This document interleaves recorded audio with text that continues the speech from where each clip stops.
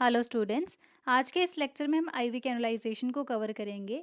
इस प्रोसीजर में किन किन स्टेप्स को फॉलो करना चाहिए और कौन कौन से आर्टिकल्स की रिक्वायरमेंट रहती है, हम इन सब चीज़ों के बारे में पढ़ेंगे।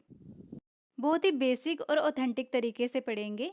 एक प्रैक्टिकल पॉइंट ऑफ व्यू से हम इसको स्टडी करेंगे कि जब भी हम हॉस्पिटल में किसी को कैनुला लगाने जा रहे हैं तो कौन कौन से स्टेप्स को हमें फॉलो करना चाहिए और किन किन बातों का हमें ध्यान रखना चाहिए। इंट्रोडक्शन देख लेते हैं।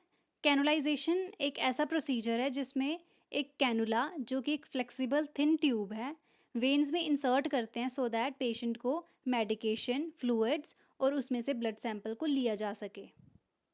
उसके बाद है स्टेप्स इन आईवी कैनुलाइजेशन। तो बेसिकली हम 5 स्टेप्स को फॉलो करेंगे। सबसे पहले प्रेपरेशन। तो यहाँ पे हम प्रेपरेशन किस चीज़ की करेंगे, हम बेसिक आर्टिकल्स की प्रेपरेशन करेंगे।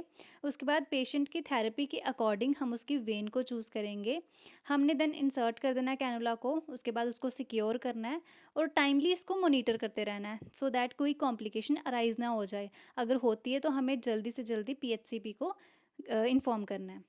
फर्स्ट है प्रेपरेशन। प्रेपरेशन में क्या करेंगे, इक्विपमेंट्स को गैदर करेंगे, पेशेंट का कंसेंट लेंगे और अपनी प्रॉपर हैंड हाइजीन रखेंगे। सो आईवी कैनुलाइजेशन में बेसिक इक्विपमेंट्स की ही रिक्वायरमेंट रहती है। फॉर एग्जांपल आपकी ट्रे में आईवी कैनुला होने चाहिए अप्रोप्रिएट साइजेस के, टॉर्निकेट होना चाहिए, एंटीसेप्टिक सोल्यूशन होना चाहिए, ग्लव्स, गॉज, एडहेसिव टेप भी होना चाहिए और आईवी फ्लूइड भी होना चाहिए सो दैट अगर कैनुला फ्लश करने की वहाँ पे ज़रूरत है तो आप कर सकें।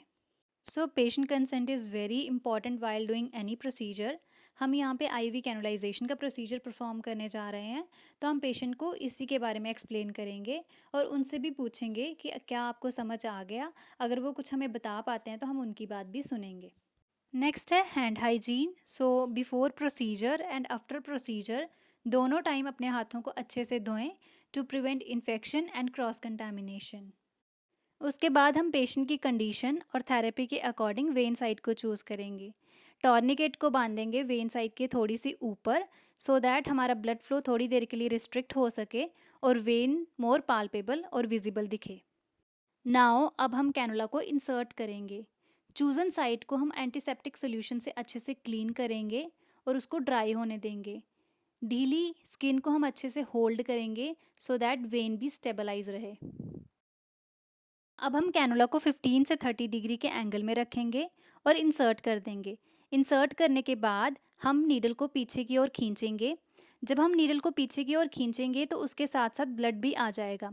अगर तो ब्लड आ रहा है तो इसका मतलब ये है कि आपका कैनुला वेन्स में जा चुका है, अच्छी तरह आपका कैनुला लग चुका है। उसके बाद टॉर्निकेट को खोल देंगे और एडहेसिव टेप से कैनुला को फिक्स कर लेंगे। उसके बाद हमें कैनुला साइट को थोड़े थोड़े टाइम बाद चेक करते रहना है और पेशेंट से भी पेन के बारे में पूछना है। हमें खुद भी असेस करना है कि वहाँ पे कोई इन्फेक्शन या इन्फिल्ट्रेशन या फ्लेबाइटिस का कोई साइन तो नहीं है।